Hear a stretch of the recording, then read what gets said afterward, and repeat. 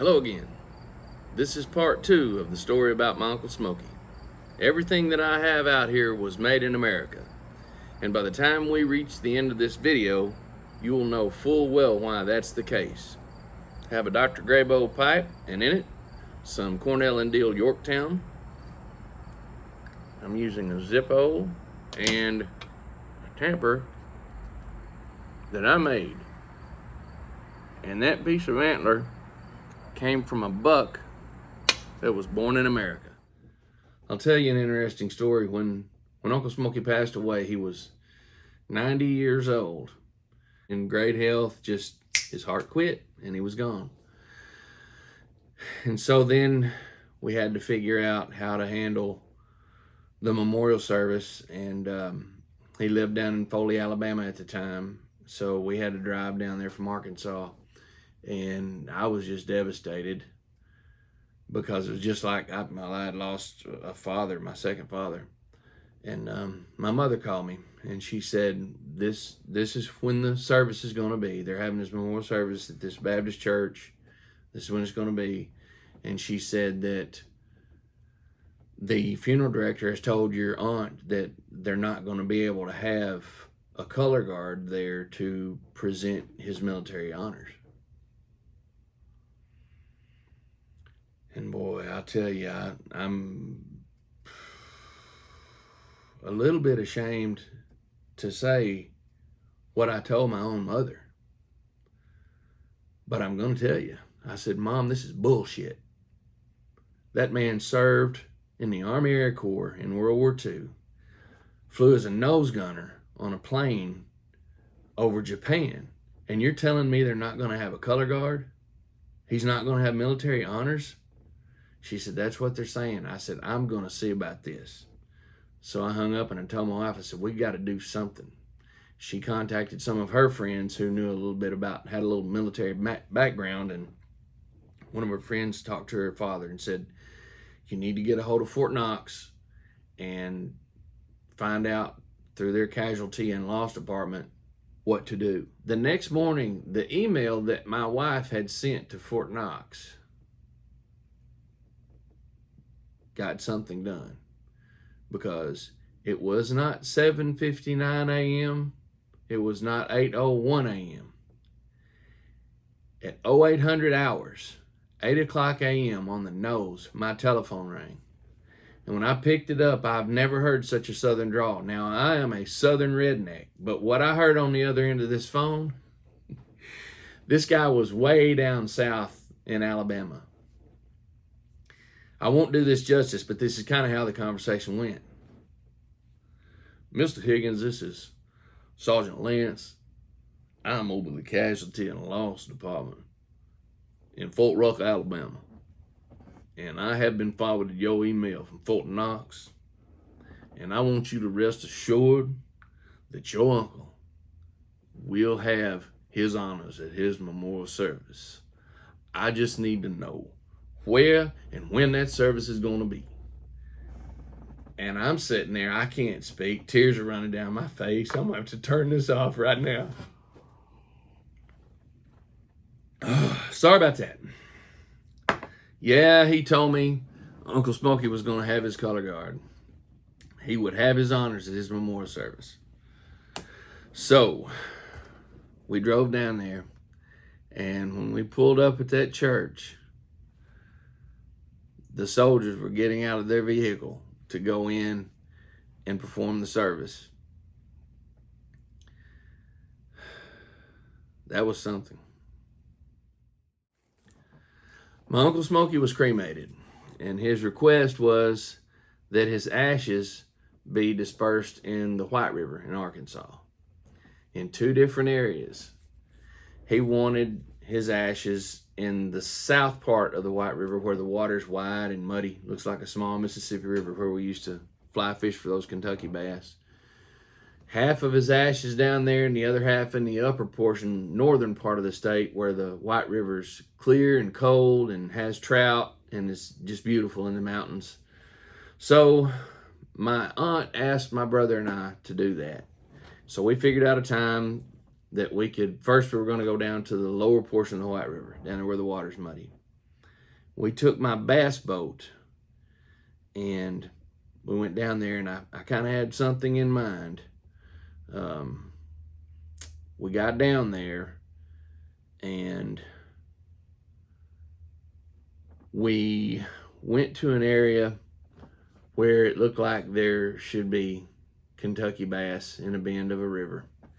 And I started to disperse, just sprinkling his ashes in the water.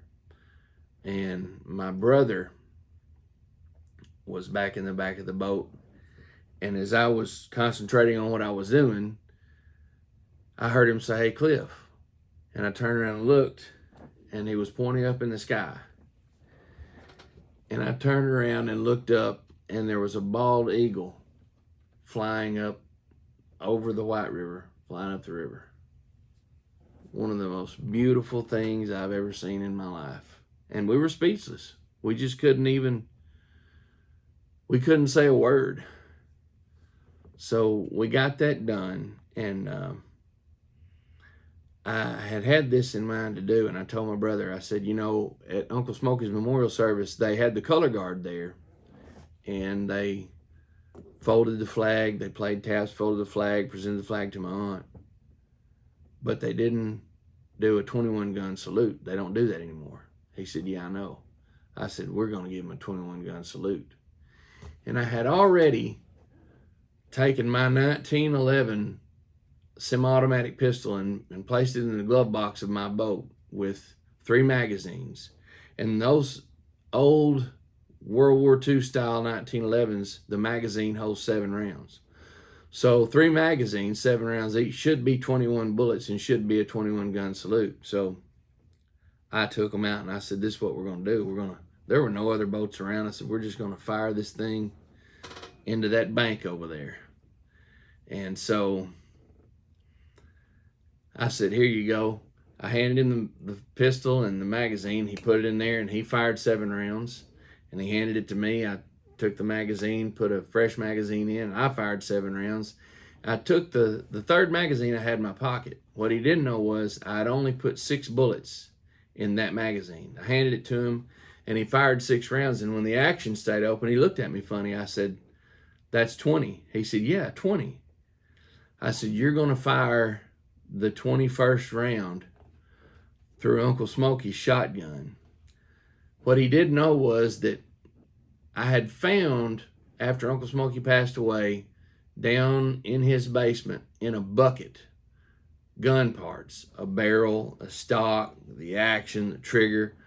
It was all rusted, all to pieces. I mean, you barely could even tell it was a shotgun.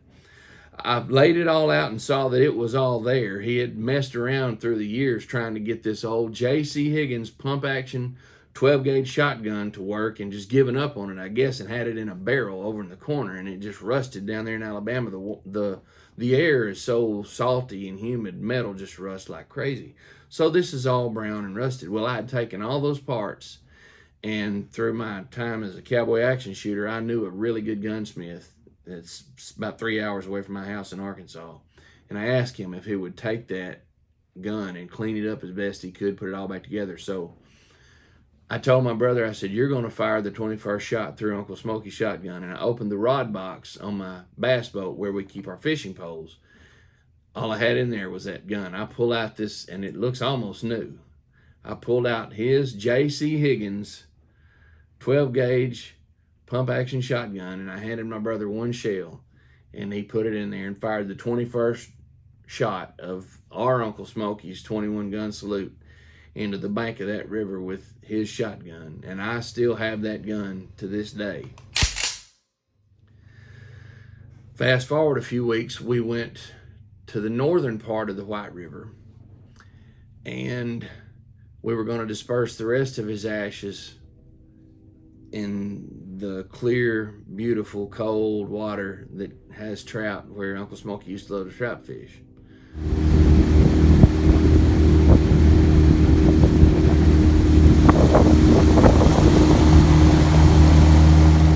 So we find the perfect spot, and right about the time we're about ready to disperse his ashes, I hear my brother say, "Hey, Cliff, And I knew when I turned around that he was going to be pointing up in the sky. And this is what we saw. Can you believe it? I can't. I was telling somebody about this the other day, and I said, man, wouldn't it be something if we saw a bald eagle up here on this river? I thought about that all the way here. Let's drift back down there to that rascal. And that thing stuck with us. When we went back down the river, that bald eagle, it was like he was following us. It was like he was showing his approval of what we had done. So that's one hell of a part of that story I had to share with you. I appreciate all of you who took time out of your busy lives to listen to me ramble on about my Uncle Smoky, my second father. In the words of another great man, thanks an awful lot for watching.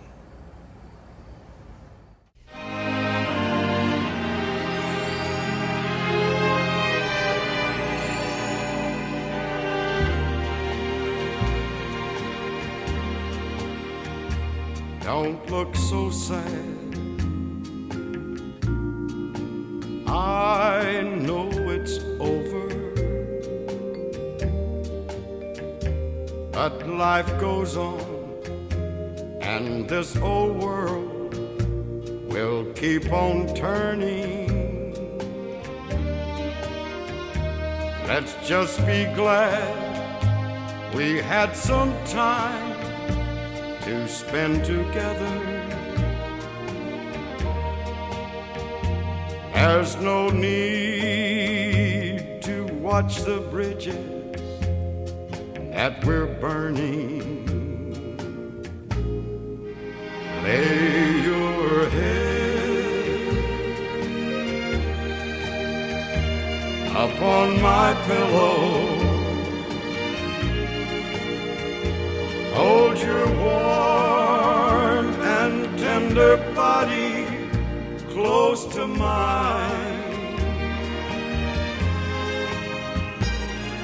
Hear the whisper of the raindrops blowing soft against the window, and make believe you love me one more time.